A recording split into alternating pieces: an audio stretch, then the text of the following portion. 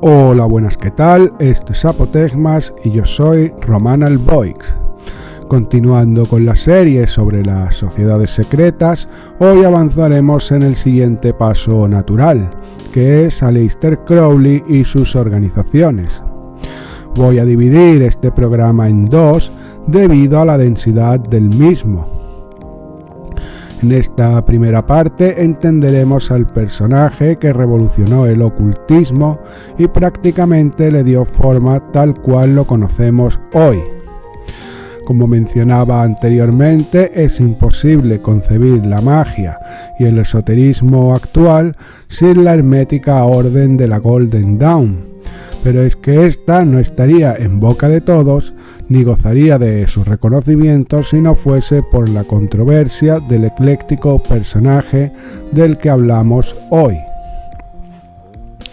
A Crowley se le atribuyó ser el hombre más malvado del mundo, y eso es un gran título si tenemos en cuenta que fue contemporáneo de Hitler, Lenin o Mussolini. ¿Verdaderamente era tan malo? ¿Verdaderamente era tan mago? ¿O simplemente era un egocéntrico con una capacidad de atracción sobrenatural? Espero arrojar respuesta a estas y otras preguntas en los siguientes dos programas. Recordaros que esta serie también está en Primum Radio los lunes en la mañana y se repite durante otros días. Además, tenéis otros programas interesantes de historia, cine y filosofía y en general de humanidades. No dejéis de visitar Primum Radio mediante el link en la descripción o descargando la app. Sin más, poneros cómodos y vamos a por ello.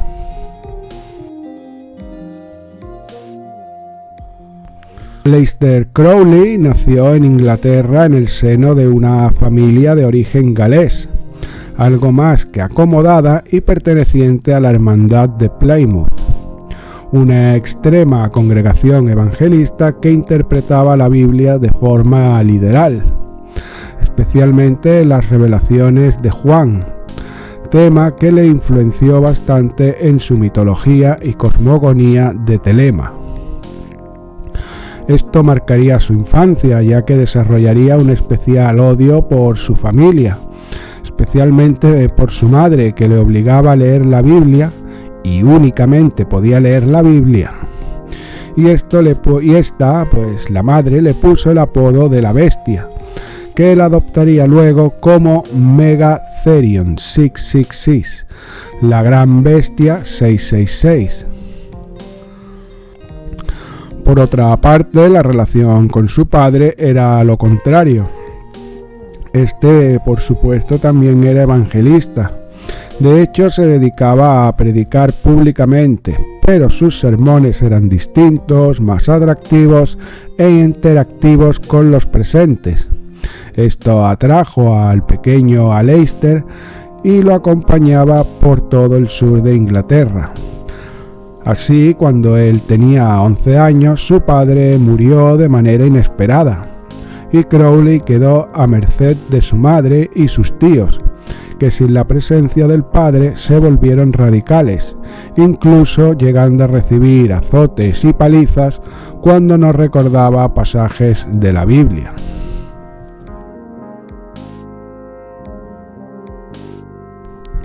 A los 20 años huyó de ese ambiente para ingresar en el Trinity College de Cambridge para matricularse en química.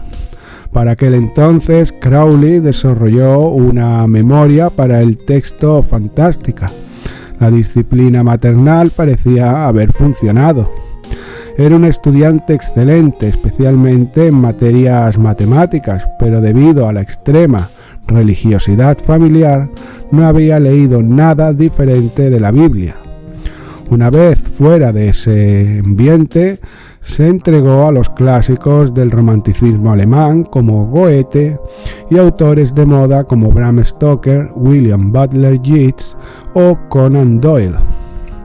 También era un excelente ajedrecista. No llegó a competir profesionalmente, pero sí ganó partidas a algunos profesionales como el mismo H.A. Atkins. Su capacidad de memoria le permitió aprender varios idiomas de manera mnemótica: el francés, el alemán, ruso, griego, latín y español.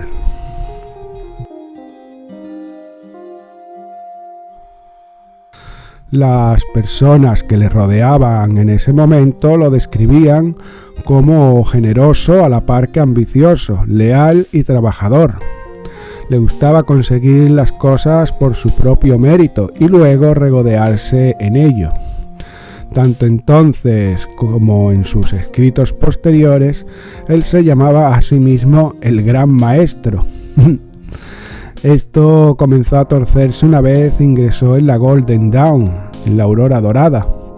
Crowley perdía el interés por todo una vez lo controlaba. Le pasó con el ajedrez, la poesía y la pintura, y también abandonó los estudios de química.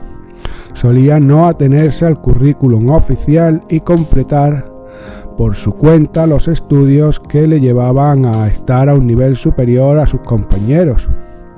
De esta manera dio con George Cecil Jones, un renombrado químico de su momento que pertenecía a la Golden Dawn. Al ver la sed por conocer que tenía el joven, este le introdujo en la orden y por fin Crowley se sintió que aquello era algo que de verdad le interesaba. Se entregó al estudio de los textos herméticos y de la magia como si fuera Hermione Granger puesta de anfetaminas. Él era extremadamente feliz naufragando en los textos de Leví, Hermes o las Upanishads, y siendo tutelado por eminentes maestros y artistas que él mismo admiraba, como los nombrados Doyle o Bram Stoker o el mismo Yeats. Fue cuestión de meses que ascendiese en la orden, y en un año estuvo en los grados altos junto a Westcott y Mathers, con los que escribiría libros en conjunto. Pero pronto cambiarían las cosas. Su comodidad en la Golden Dawn no era recíproca con los miembros de la orden.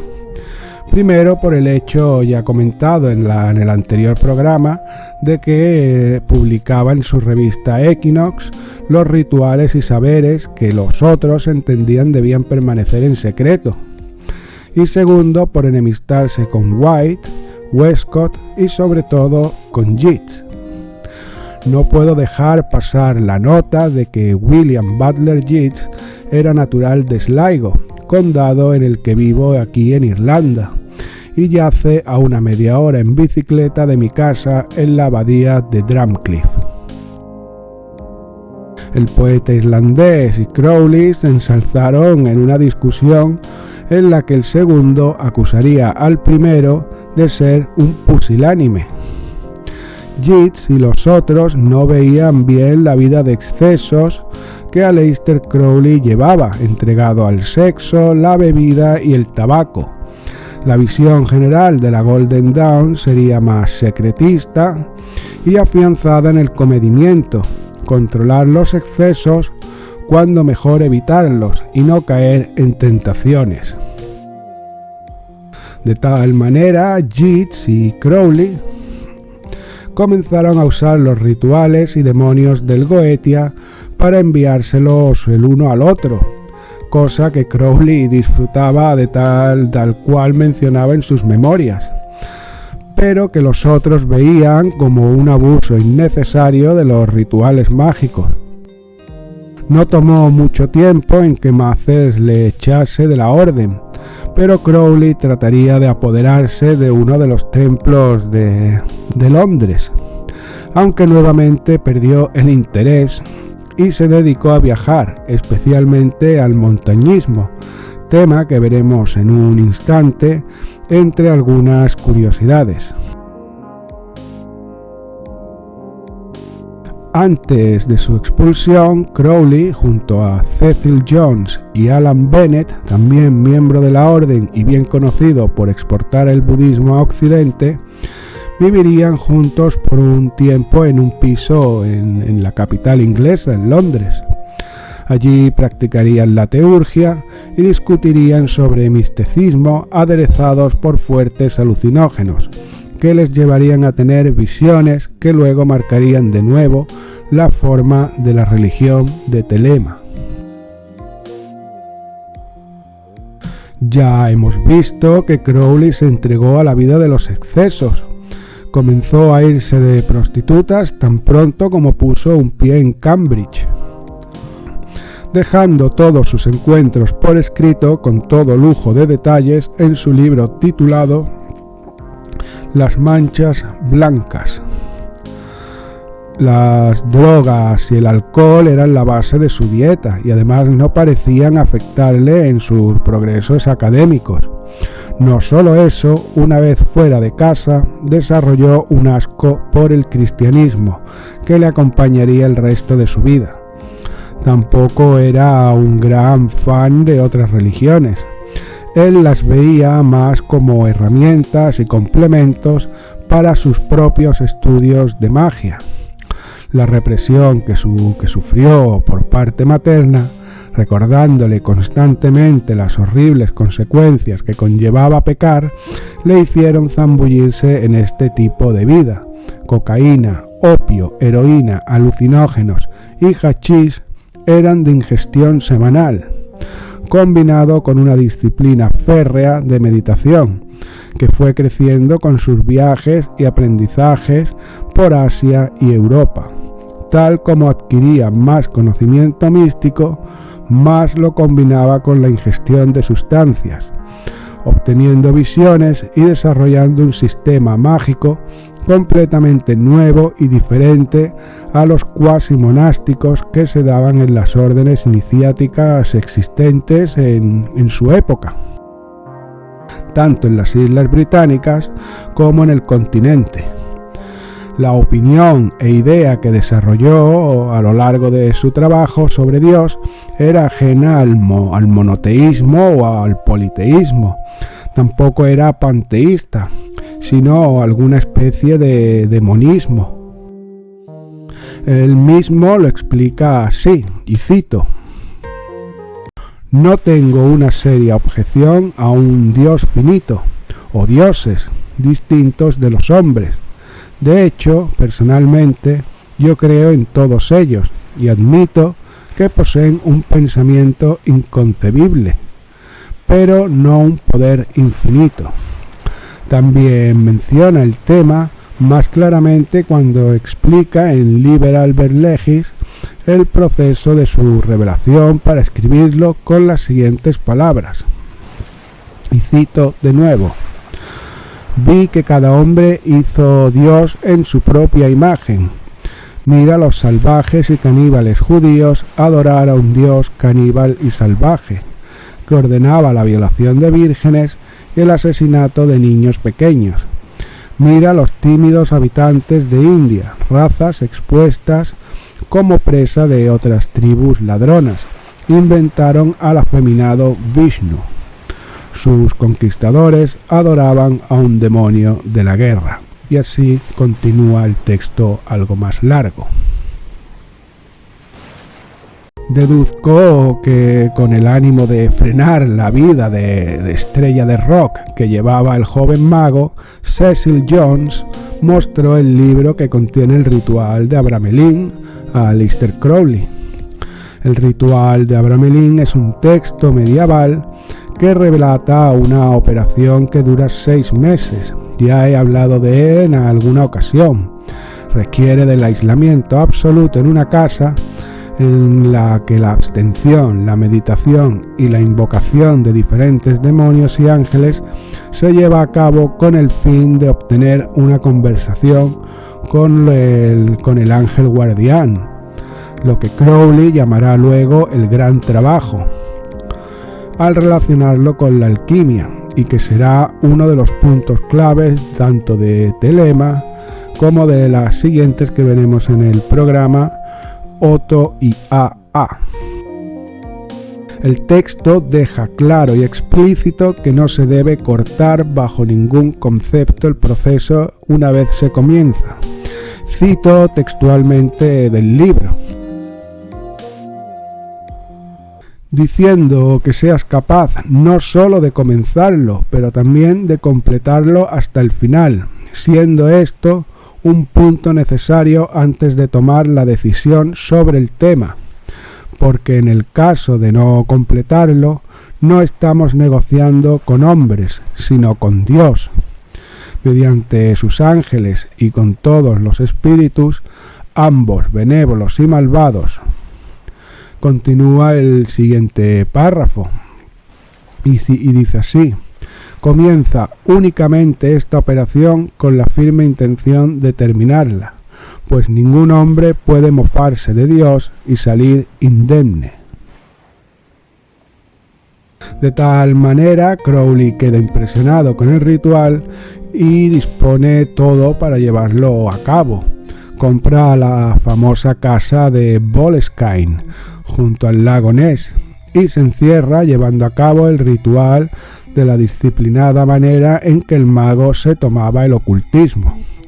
Sus colegas, tanto Bennett como Cecil Jones e incluso Mathers, se acercaban al área sin entrar en la casa para asegurarse que Crowley seguía vivo y que todo iba bien. Pero una de las veces, Mathers apareció con una joven llamada Rose Kelly, una joven de familia aristócrata que encandiló a Crowley. Este abandonó la casa para conocerla, rompió el ritual y no solo eso, abandonó el lugar para casarse con Rose Kelly al siguiente día de conocerla y volar a Egipto para su luna de miel. Probablemente este fuera el motivo que le llevó a la experiencia del Cairo y la revelación del libro de la ley, el Liber Albert Legis, en la que entraremos al detalle en un momento. Esta era la obra que asentaría las bases de Telema, de la Otto y de la AA. Quepa el dato curioso que la casa fue adquirida en los 70 por el guitarrista de Led Zeppelin Jimmy Page, quien llevaría a cabo diferentes rituales de carácter satánico y que celebró allí encuentros múltiples en los que se recuenta personajes como Mick Jagger, el escritor Michael Moorcock o el fantoche de Anton Szandor LaVey, entre otros muchos. Antes de adentrarnos de lleno en el libro de la ley y Telema, creo imprescindible relatar de manera rápida algunas curiosidades sobre Aleister Crowley que ayudarán a comprender todo lo que se viene en este y el siguiente programa. Rose Kelly sería la primera de las muchas mujeres escarlatas que tuvo. Así es como él llamaba a sus novias y esposas, la mujer escarlata. Tuvo incluso varios hijos con varias de sus mujeres. A su primera hija, con Kelly, la dejó morir de tifus, abandonando a la madre preñada de una segunda hija, y a la enferma de 2 años. La lista de esposas oficiales es demasiado larga para recontar o meternos en el detalle de esto. Más lo es si aunamos sus otras relaciones. Era bisexual, o más bien todosexual. Prácticamente, si tenía edad legal y se movía, podía follárselo, fuese hombre, mujer, animal o cosa. Sin embargo, jamás cayó en la pederastia, de lo que se le ha acusado múltiples veces. Eso forma parte de una campaña que la masonería organizó contra la Ordo Temple Orientis y que ha tenido trascendencia hasta el día de hoy. Él, a pesar del suceso con su primera hija, respetaba a los niños, ya que entendía que estos conformarían el nuevo eón de Horus, del que él se proclamaba profeta. Trabajó como diplomático en la Primera Guerra Mundial y como consejero eventual de Churchill durante la Segunda Guerra Mundial. al tiempo que escribió también propaganda nazi en Estados Unidos. En su obra, especialmente en la primera parte de Liber ABA o Libro 4, también se le conoce así, y Liber Beljogurum, relata diferentes prácticas de meditación que implican la resistencia física como método de alcanzar el éxtasis. Entre otras está caminar hasta la extenuación sin agua ni alimento. Esto le llevó a ser un famoso montañista en sus años mozos, rompiendo incluso algunos récords como caminar 140 kilómetros en 2 días en el glaciar de Baltoro en Pakistán. Y con técnicas de supervivencia se mantuvo vivo durante 65 días en la soledad del glaciar. Escribió su adaptación de Tannhäuser en 67 horas sin descanso. Por otro lado, el motivo por el que abandonó a Kelly embarazada y su hija enferma fue para unirse a una expedición de subida en los Himalaya, en el pico, y a ver si lo digo bien, Kanchenjunga. Allí ocurrieron cosas. Crowley trató de liderar el grupo. Estos no tomaron sus órdenes con agrado y discutieron, resultando en que se separó del grupo, solo tras advertirles que una avalancha estaba por venir.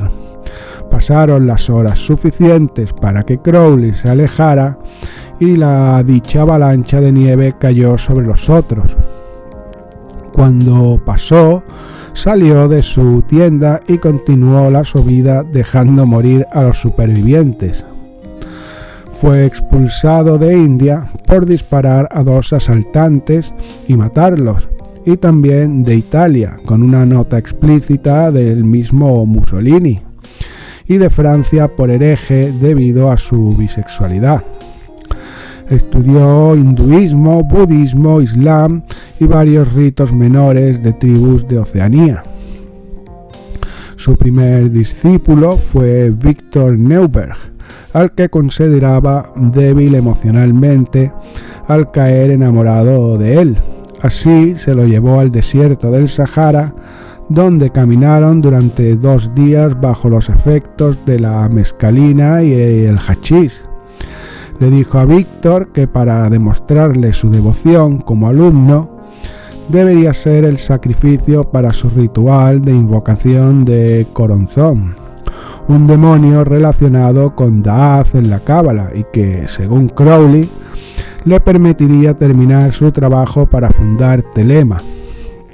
Así lo violó y cuenta el mago en sus memorias que en el momento del orgasmo traspasó el abismo de Daaz y vio la luz de Keter, temas de la Cábala que no me voy a parar a discutir ahora. Victor Neuberg creería que estaba poseído y seguramente lo estuviera. Crowley lo abandonó en el desierto para que volviera por su cuenta. En el 1918 sería Crowley el primero en describir a un extraterrestre tras su ritual de Amalanthra en Nueva York. Contactaría con una entidad llamada LAM, que por su aspecto es lo más que llamamos o lo que se llaman grises. Él no lo llamaría extraterrestre, sino que diría que proviene de otra dimensión, y el ritual de Amalanthra, habría servido para abrir un portal que comunicase ambos mundos. Para los curiosos, el libro es de Amalanthra Working, Liber 97 o Libro 97, probablemente uno de los que tiene los rituales mejor detallados y en un lenguaje más simple que cualquier otro escrito de Crowley. Es, desde luego, un documento que todo aficionado a la ufología debería leer y que podéis encontrar en las páginas de la Otto y de la Golden Dawn en PDF libre de derechos de autor. Si te interesan estos podcasts, suscríbete a Romanal Voice Apotegmas. Así le ayudarás a crecer. Bien, ahora que conocemos más en profundidad a Aleister Crowley, sus luces y sus sombras, podemos adentrarnos en el libro de la ley y en Telema de seguido. Quizás alguno no conoce al personaje o telema o cualquiera de los términos que se están manejando en este programa. Así que cabe empezar diciendo que el libro de la ley, también llamado Liber Albert Legis, se considera un libro inspirado como la Biblia o el Corán, y por supuesto con su misma división de opiniones, en las cuales no voy a entrar. Sirvió como piedra angular de la religión de Telema, que consta con sus propios rituales para las bodas, bautizos y entierros, entre otros, sus propias celebraciones y festividades, su propio calendario que comienza en el 1904, el año en el que sucedieron los pormenores por los que Crowley transcribió el libro, y también con su propio santerío. Y en fin, tiene todo lo que cualquier otra religión con la que la compares tiene. Usa el rito de Eucaristía llamado Ecclesia Gnostica Catholicae, redactado en Liber 15 o libro 15 por Aleister Crowley. El misticismo corre a cargo de la OTO y de la AA, que trataremos en el siguiente programa, como ya decía. Volviendo al punto sobre el ritual de Abramelin que mencionaba antes, como decía, Crowley habría abandonado el ritual sin terminarlo, al conocer a Rose Kelly, su primera mujer escarlata, y al día siguiente se casó con ella y volarían a Egipto para celebrar su luna de miel. Es evidente que tal evento para el mago más famoso del siglo XX no podrían ser cruceros y restaurantes caros, sino que utilizó nuevamente los rituales del Goetia y el del no nacido. Se dedicó a invocar espíritus de todo tipo. A los pocos días, en la habitación del hotel, su esposa Rose Kelly, que nada sabía de magia u ocultismo, entró en trance y repetiría en bucle la frase «quiere contactarte». Durante horas solo decía eso y finalmente Aleister Crowley consiguió saber quién era quien quería contactar. Su mujer anunció en su paroxismo: Horus, el de la cabeza de halcón. El mago sabía que Rose tampoco tenía ni idea sobre egiptología ni de mitología en general, así que la llevó al museo, y ésta se dedicó a dar detalles y pormenores sobre cada estatua y objeto, que en estado consciente desconocería por completo. Incluso, comentan los biógrafos, tuvo el mismo Crowley, que constatar algunos de los datos con los expertos del museo sobre las cosas que Rose Kelly mencionó en su estado de posesión. De vuelta en el hotel, esa misma noche, esta comenzó a dictar mediante el mensajero llamado Aiwass el libro de la ley durante 3 días. En el libro se proclama a Aleister Crowley como el profeta del nuevo eón. Se dan las 3 claves de toda la doctrina telémica, que son: haz tu voluntad, debe ser toda la ley; amor es la ley, amor bajo voluntad; y todo hombre y toda mujer es una estrella. Las 3 deidades se corresponden, o las 3 deidades de Telema, que vienen en el libro, se corresponden con las egipcias Nuit, Hadid, Rahor, Kuit, que es otro nombre de Horus. Aunque en las mismas palabras de Crowley, esto es solo una conveniencia literaria y pueden ser llamadas de otra manera. Recordemos su idea de Dios ya mencionada anteriormente. A fin de cuentas, Telema es un supersincretismo y así sus órdenes asociadas. Los nombres dados en la liturgia y el libro y en todos los rituales son generalizaciones que bien podrían ser sustituidas por sus equivalentes de otra tradición, Aún de manera oficialista, los sacerdotes de Telema se adhieren a lo ya escrito. Telema es a la vez una religión, una filosofía y un grupo social. La palabra telema significa voluntad en griego. De tal manera, telema y agape o agape, que es amor en griego, conforman los motos principales de Telema, Oto y AA, que ya mencionaba anteriormente. Cuando se les aplica a estas palabras, la isopsefia, que es la aplicación numérica de las letras de la misma manera que se hace en la gematría hebrea, suman 93. Por su parte, Aiwass en la gematría también da 93, y otras muchas fórmulas usadas por Aleister Crowley.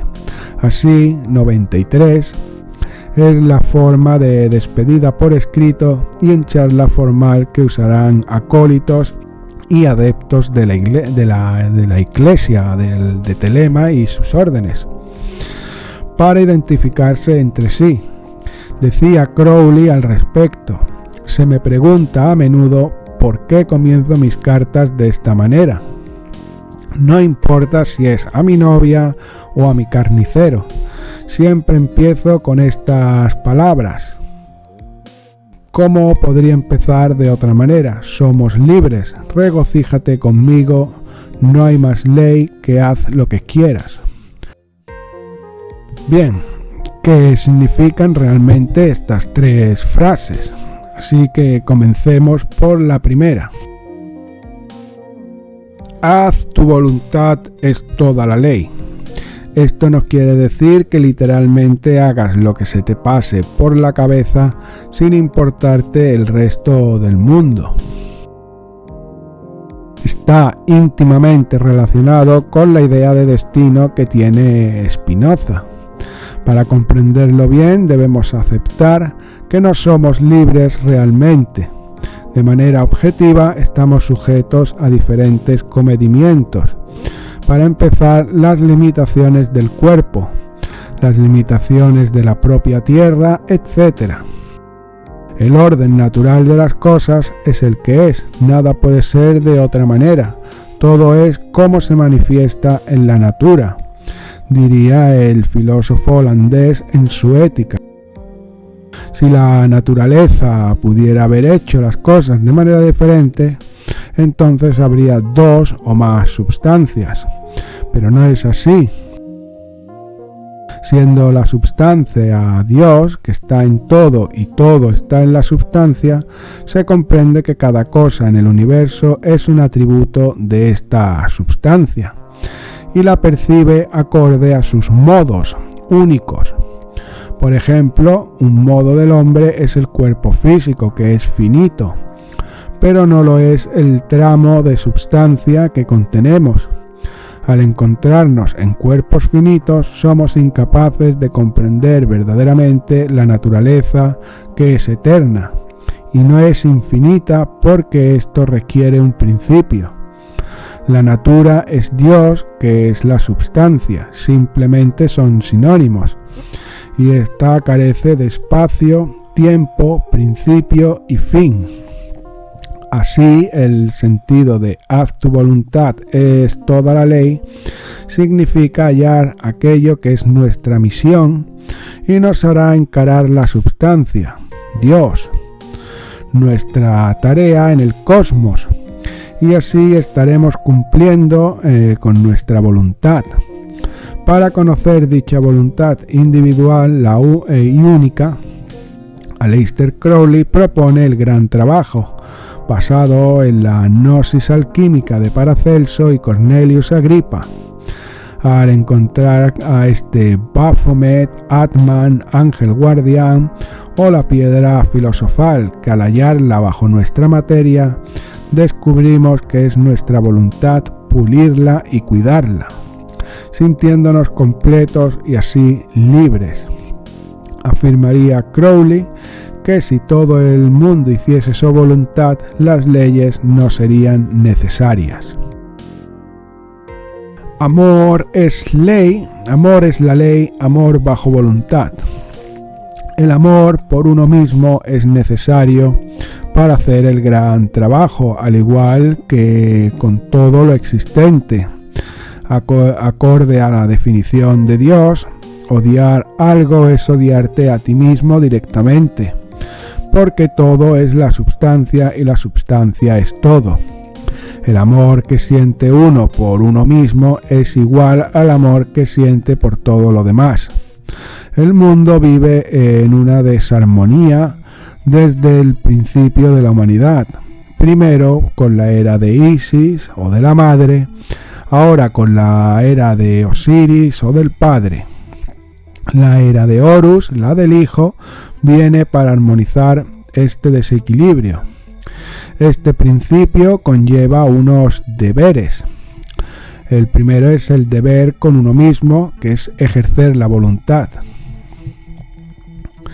El segundo es el deber con otros. La voluntad de uno, si es verdadera, encaja sin resquicios ni rozaduras en el cosmos, ocupando su lugar.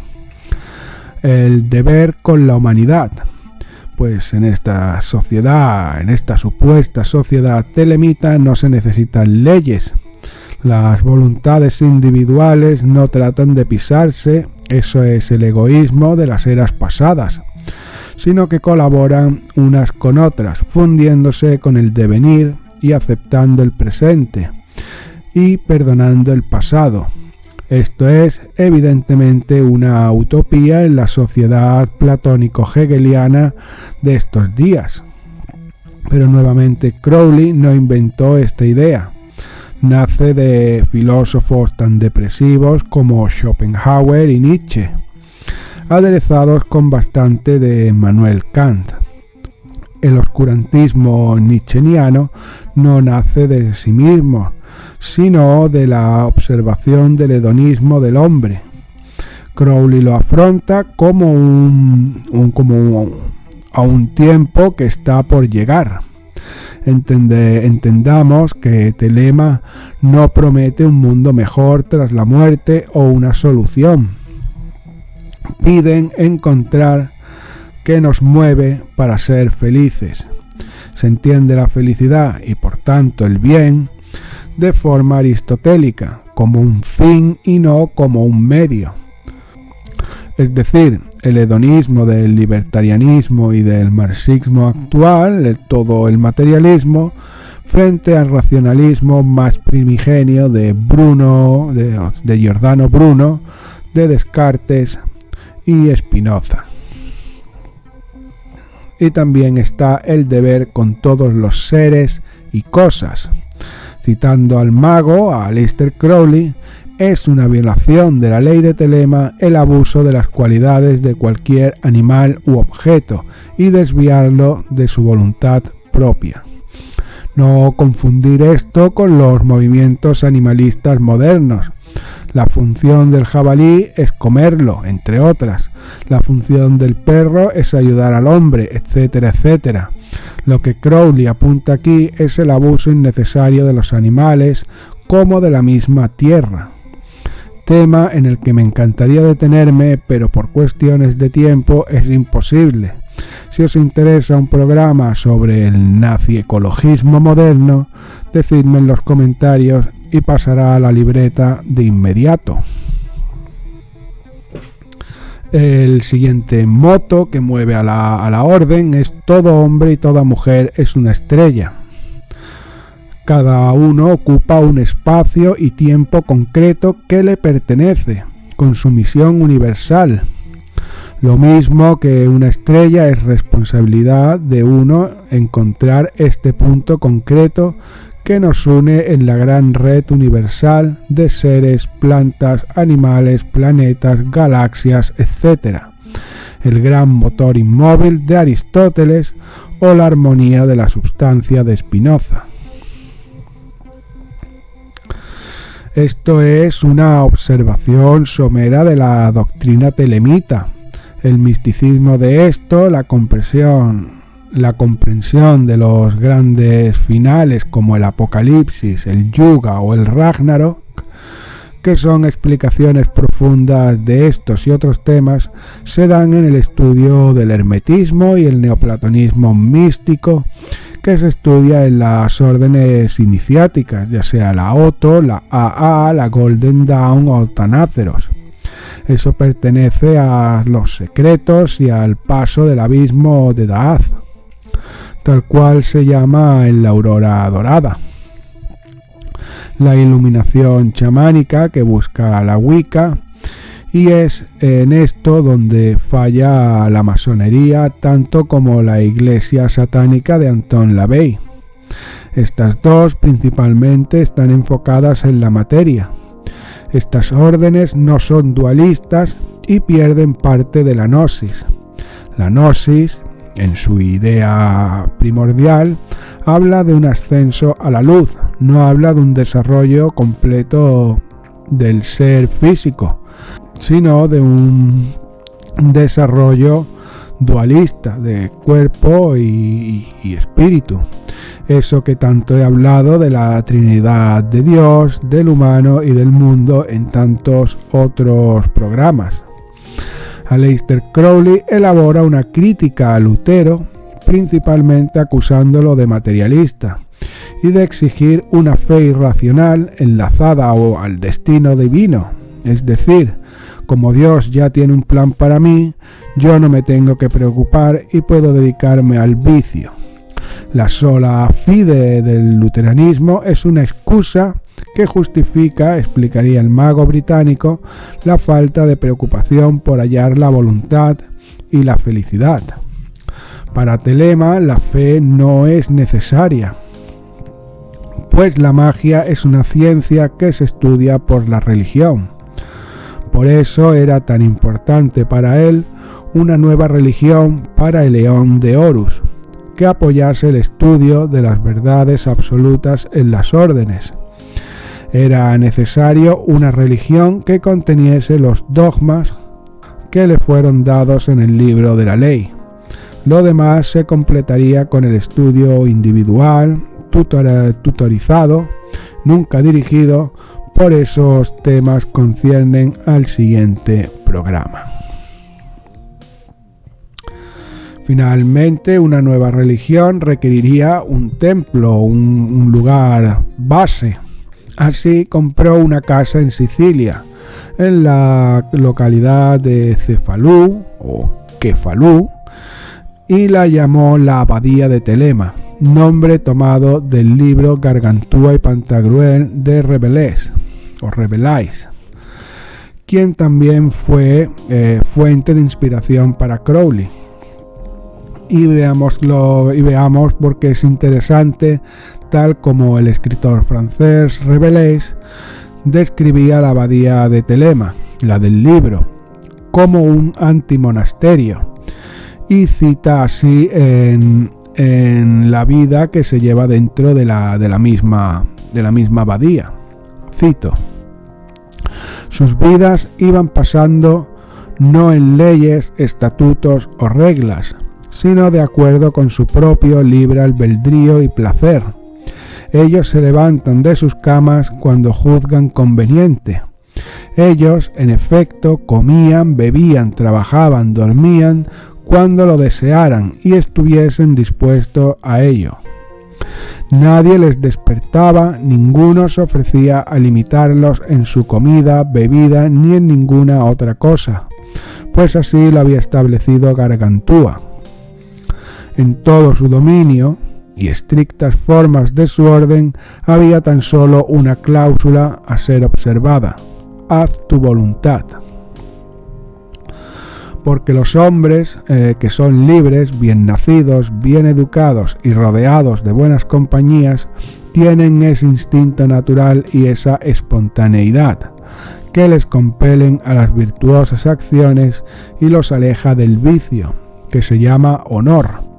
Esos mismos hombres, cuando por mero estancamiento y coacción son oprimidos, se alejan de esa disposición noble, por la cual se encontraban inclinados a la virtud para romper esas cadenas de servidumbre que tan tiránicamente les esclavizaban. pues les es cercano a la naturaleza del hombre el anhelar cosas prohibidas y desear lo que es negado. Lo que ocurrió dentro de la abadía, y me refiero a la casa de Cefalú que comprase Crowley, es tan extremo que dudo que el programa así superase la revisión aleatoria de YouTube. Y ojo, en este caso no lo culpo, lo entiendo perfectamente. Por dar una idea, podemos decir que se hacían orgías continuas, excesos de drogas y alcohol, automutilaciones y sexo con animales. Una de las habitantes del templo, llamada Leah Hirsing, escribía en su diario que conoció a Crowley en Nueva York cuando ella tenía 19 años, en el 1921, que habría tratado de juntarse con Howard Phillips Lovecraft, pero que éste carecía de interés por las relaciones en general. Ella decía buscar hacer magia negra, hacer el mal, ser poseída por demonios, y para ello haría lo que hiciera falta. Tendría relaciones con cualquier ser vivo o inerte. A Crowley esto le pareció maravilloso y la aceptó en la abadía, y la hizo tener sexo con un macho cabrío, y al momento del orgasmo el mago cercenaría la cabeza del animal y todos beberían la sangre. Finalmente, la abadía se cerró cuando uno de los acólitos ingirió sangre de gato enfermo, y su mujer, la esposa del muerto, informó a las autoridades inglesas. El revuelo mediático amarillista, típico de la prensa británica, y unido a una campaña que ya mencioné antes llevaba por entonces la masonería contra la OTO, le propiciaron a Crowley el título que mencionábamos al principio, el hombre más malvado del mundo. Esto llegó a oídos de Mussolini también, todo lo que ocurría en Cefalú, que se hizo cargo personalmente y redactó la nota de expulsión del mago fuera de Italia. En Francia tampoco lo admitieron, declarado como non grato por herejía y homosexualidad. Así que tuvo que volver a Inglaterra, donde afrontó varios juicios y quedó arruinado, hasta que a los 53 años, pobre y adicto a la heroína, encontró a su última mujer escarlata, con la que tuvo un hijo. Se recuperó de su adicción y en mayor o menor grado murió en 1947 solo pero en paz. Él había hecho su gran trabajo, dejando un legado de valores nuevos para nuevas épocas y 2 escuelas místicas que veremos la semana que viene en profundidad. Quizá muchas de las cosas que decía Aleister Crowley parecen no corresponderse con las acciones que en ocasiones perpetraba, pero realmente, si pensamos en sus aciertos y la influencia posterior, no solo en el ocultismo sino en la propia cultura popular, vemos que realmente estarían ajustados a su forma de pensar. Cambios radicales necesitan caos absoluto. Justo como describía Rabelais en su libro, ante la opresión se combate con toda la fuerza. Y así vivió Aleister Crowley su vida, peleando para eliminar la presión que impedía y que impide el comienzo de la nueva era del Hijo.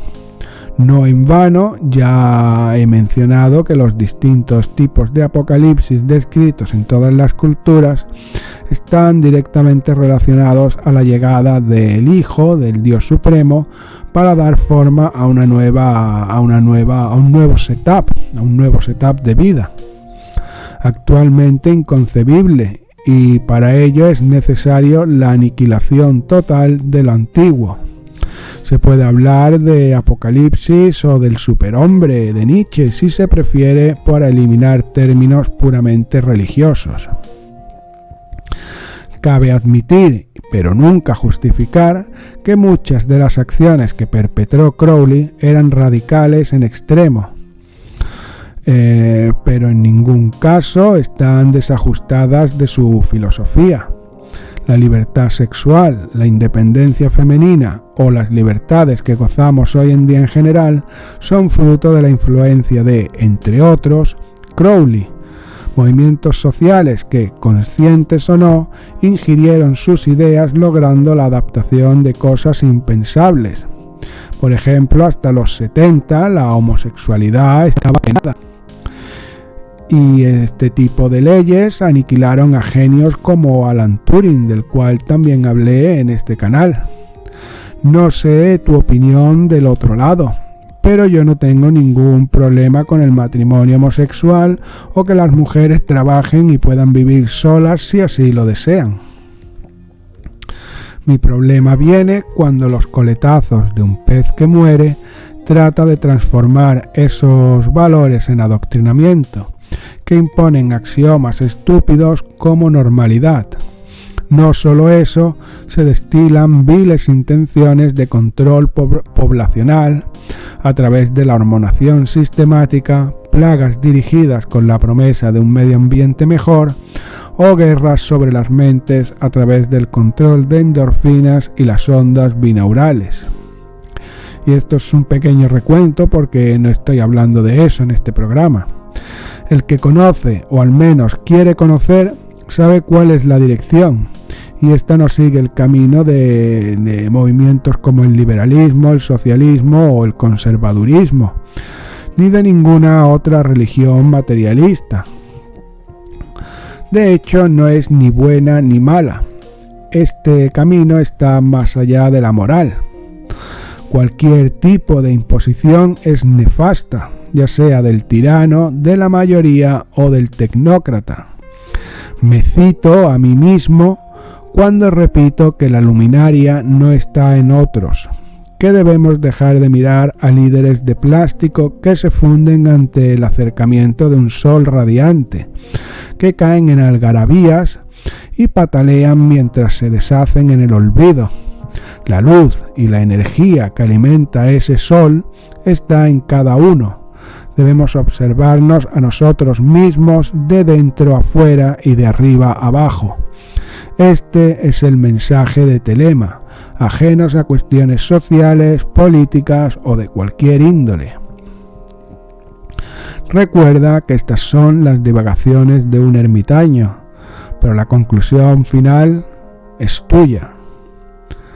Haz tu voluntad es toda la ley, voluntad bajo amor.